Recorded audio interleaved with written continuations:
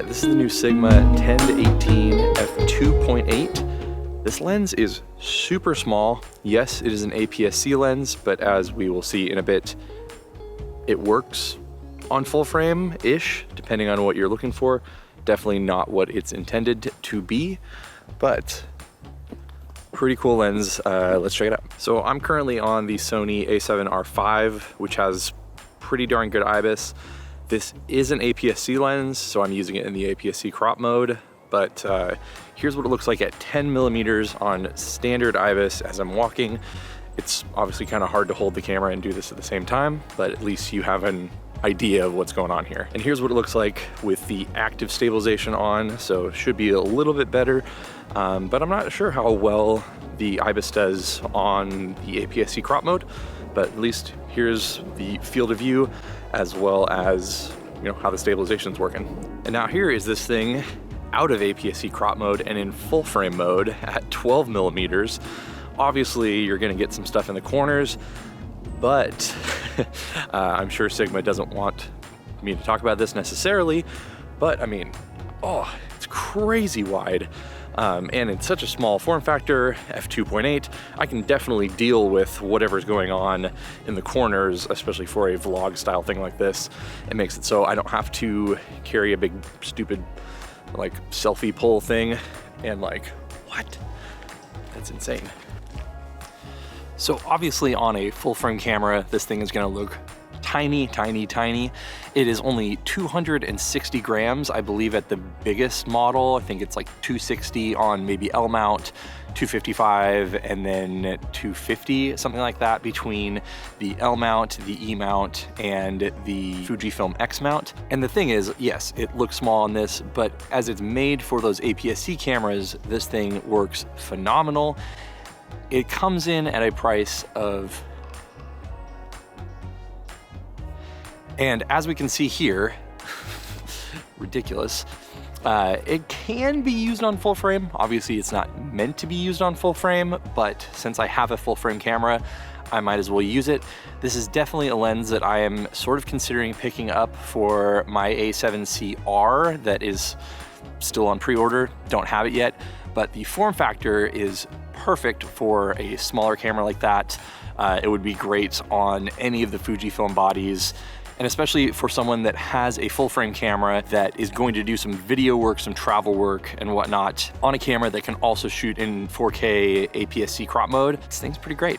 All right, now we're back to 10 millimeters on active stabilization, so hopefully it's not too wiggly wobbly everywhere. This thing, obviously small, compact. I think that's the biggest selling point outside of just the fact that it's a good range f2.8, and in its design it's a little bit funky because it gets bigger at the front, but I'm totally okay with that because most of my filters for something like this are 67 millimeters, and that's what this moves up to, and it really doesn't zoom in and out that much as far as when you are actually physically kind of racking and zooming.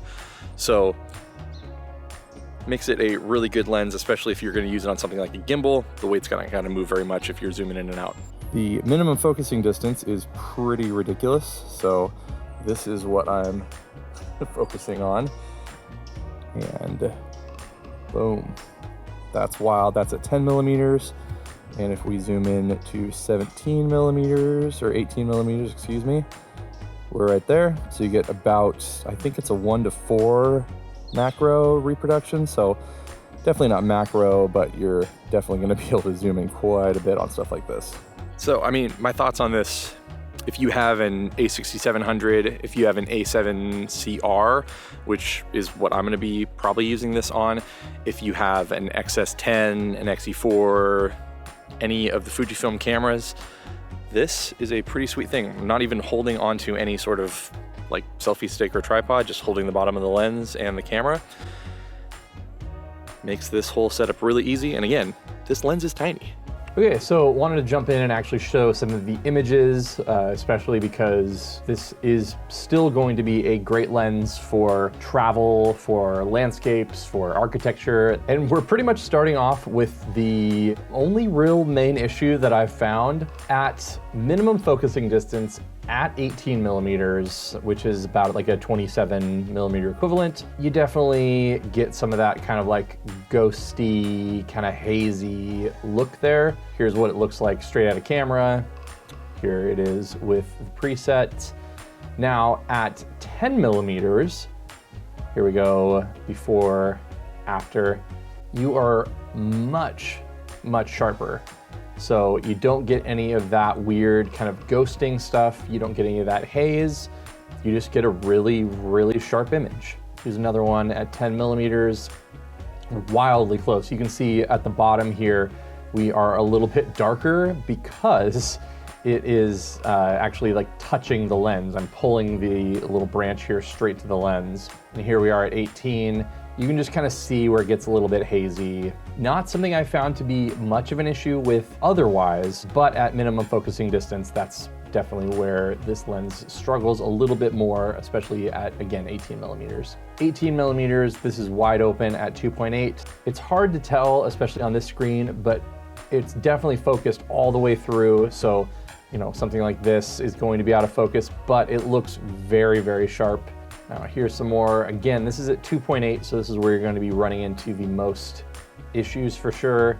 We're at 100% and it's starting to get kind of soft around the edges for sure. All right, and here's going to be our good comparison to see how things land. So this is at 2.8 and you can see a ton of detail in all these trees here. It's pretty wild how much detail you have. But as you go out to the edges, you're starting to get kind of a little bit of blur going on. And it's definitely not in focus fully, and I mean, it shouldn't be. They're nowhere near the same plane of focus. But if we jump in and check this out at f8, we can see if we have any better performance there. Yeah, and that just looks wild. You're still getting some of this kind of like, not smearing necessarily, but movement towards the edges. Some kind of like that ghosting a little bit around the really high contrast areas. But if we're going between, let's check this corner for, like this is f2.8, and then this is f8. Still not incredible, but for where this is on the image, it looks pretty darn good.